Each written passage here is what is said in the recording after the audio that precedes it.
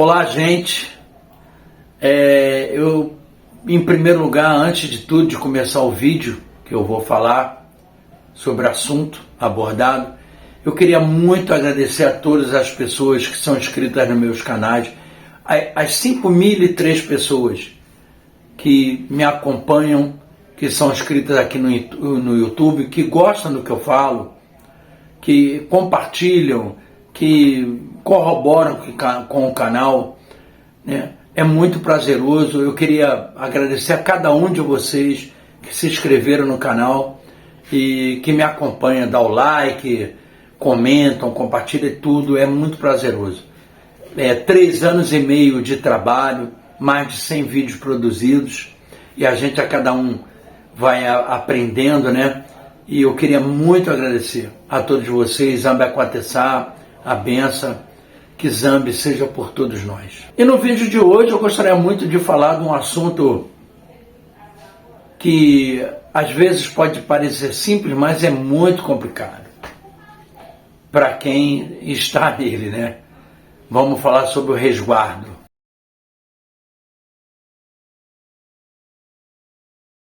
Bom, existem 2 tipos de resguardo, né? O resguardo anterior à obrigação e o resguardo posterior à obrigação.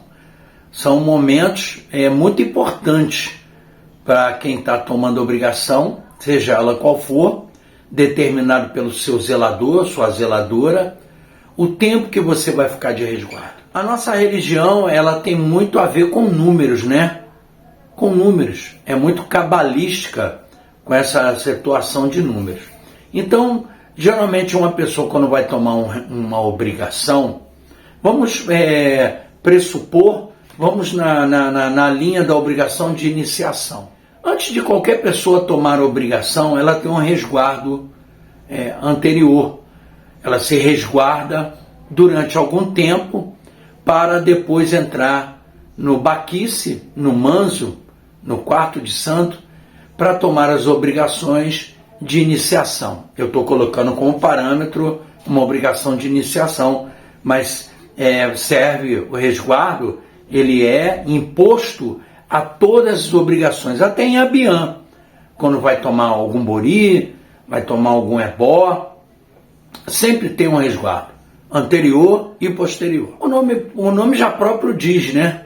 Resguardo é se resguardar, né? É se abster de algumas coisas para deixar o nosso espírito falar mais alto. A intenção, na verdade, do resguardo é essa. Nós fazemos parte de uma religião espiritualista. Nós cultuamos espíritos, e para você se conectar e estar mais perto daqueles espíritos, daqueles antepassados, daqueles ancestrais, né, aquelas divindades, aquelas entidades que nos acompanham, você tem que se abster de algumas coisas que fazem parte dos desejos da carne, dos desejos carnais. O resguardo não é uma coisa exclusiva só do candomblé, não. Existem, o catolicismo também se abstém de algumas coisas, existe um período de resguardo, ainda mais na quaresma, para ele se conectar mais a Jesus, a Deus e tal. E isso também acontece conosco. O que é um resguardo anterior? É você se resguardar das coisas principais, que são os desejos da carne. Quais são eles? Sexo principal, fome, o desejo de comer, não é a fome de matar a fome, mas comer com gulodice. A bebida alcoólica, quem está para fazer obrigação, ela se abstém também da bebida. Existem também as tradições do resguardo de refrigerantes escuros, a Coca-Cola, que dizem que vem do Obi, né? O Obi de cola, mas quem está de resguardo é tradição tomar mais Guaraná, soda, Fanta e se abster da Coca-Cola. Existe o resguardo também do café, que o café ele te deixa alerta. Então, quer dizer, o resguardo é uma composição de abstenções de coisas e acontecimentos que te deixam mais alerta. Quanto mais inconsciente você estiver para fazer suas obrigações, é melhor o resultado. É isso que os antigos dizem. Então a gente se abstém muito de comer carne vermelha, a gente tomar café, tomar Coca-Cola, fumar, beber, fazer sexo. Isso são coisas principais de um resguardo. Frequentar lugares como botequins, que não são lugares favoráveis, onde existem muitas pessoas fora do eixo, bêbadas, existem muito egum, né? Se abster de frequentar também, de ir a hospitais, ir a cemitério, ir à praia, ir à cachoeira. Isso tudo são coisas que a gente mantém resguardo. Sair depois das 6 horas, né, quando a noite já está iniciando. Existem vários resguardos. Existem dezenas, depende da tradição de cada um. O resguardo pós-obrigação é um resguardo que mantém o seu espírito mais próximo de você.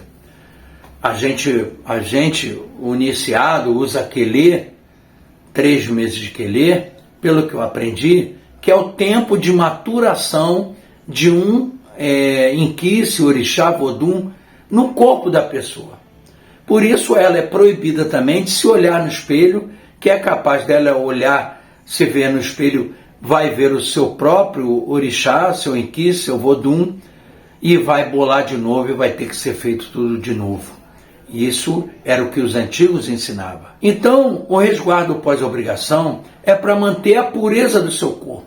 Existe um tempo de maturação, né? Que é importantíssimo depois que você toma a obrigação, para que essa obrigação ela esteja mais forte ao seu corpo, para que ela te traga mais resultado, seja ela a obrigação que for. A de um iniciado é muito mais complexa, porque além dos 3 meses de resguardo, que você mantém o quelê e mantém o seu branco, existe mais um período muito grande, onde você não pode frequentar cachoeiras durante um ano, bebida alcoólica, frequentar praia, ir a botequim, ir a baile, ir a festa, mas são coisas que hoje em dia, no século XXI e 2024, que eu estou gravando esse vídeo, caíram muito por terra. Eu não sei se essa falta de exigência pelo santo, que foi feito na cabeça da pessoa, pela modernidade, a vida está correndo muito mais rápida, as pessoas precisam trabalhar. Na casa de minha mãe Mabegi, não existe uma pessoa que seja iniciada que não tire o seu resguardo dentro do barracão, dentro da casa. A mãe de santo só libera as pessoas para ir para a rua, quando acaba o seu resguardo. Que ela sabe a importância que isso tem para cada um. Comigo não foi diferente, eu tive meu resguardo da minha obrigação na casa de minha mãe Mabegi, e ela só me liberou após eu fiquei 14 dias na casa. 7 dias antes da minha obrigação eu estava lá, tomando meus banhos, tomando meus ebóis, para tomar a obrigação. Quer dizer, é um período de resguardo, é um período de preparo do corpo, da alma, né? E do consciente, para você tomar aquela obrigação, e depois há um tempo de maturação para que o santo realmente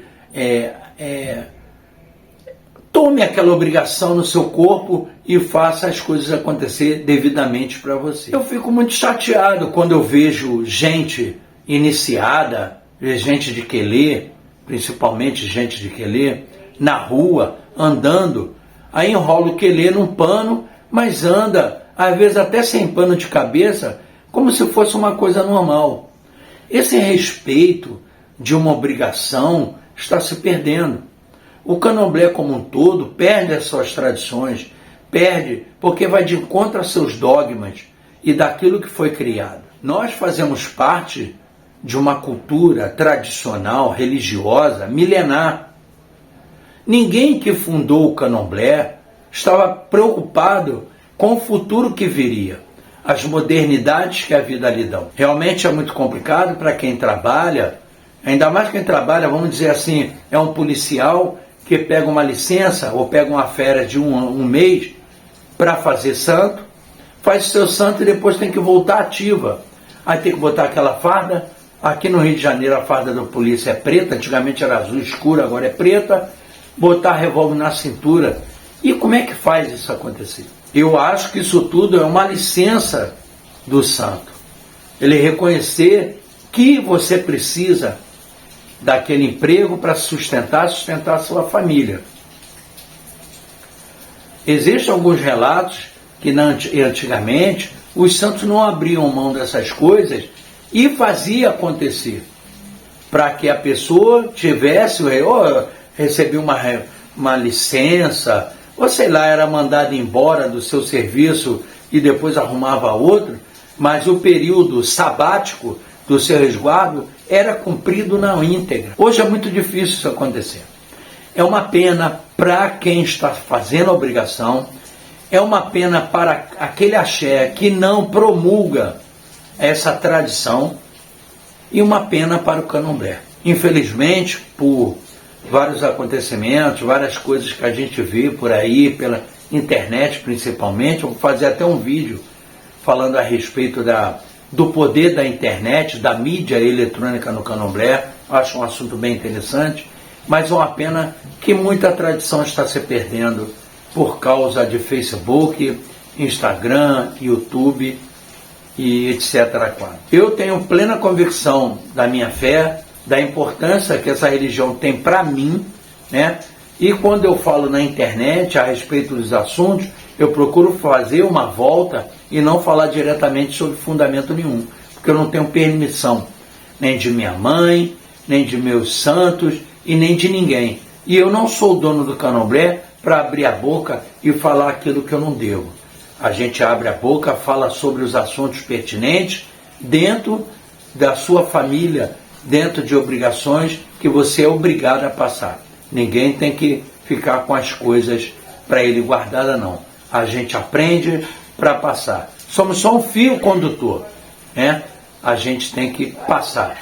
A lâmpada está lá na frente e a energia é gerada lá atrás. Então a gente conduz e leva para frente. Bom, mais uma vez eu gostaria muito de agradecer, cara, que felicidade enorme de ter alcançado 5.000 inscritos, 5.003 até hoje, e eu estou muito feliz. Zambé Quatessá, que Zambé abençoe cada um de vocês, o canal que cresça e leve a ideia, o raciocínio e a boa prática do candomblé para todos que precisam. A benção, espero que tenham gostado do vídeo de hoje, um bate-papo normal como sempre. Zambé Quatessá, até o próximo vídeo.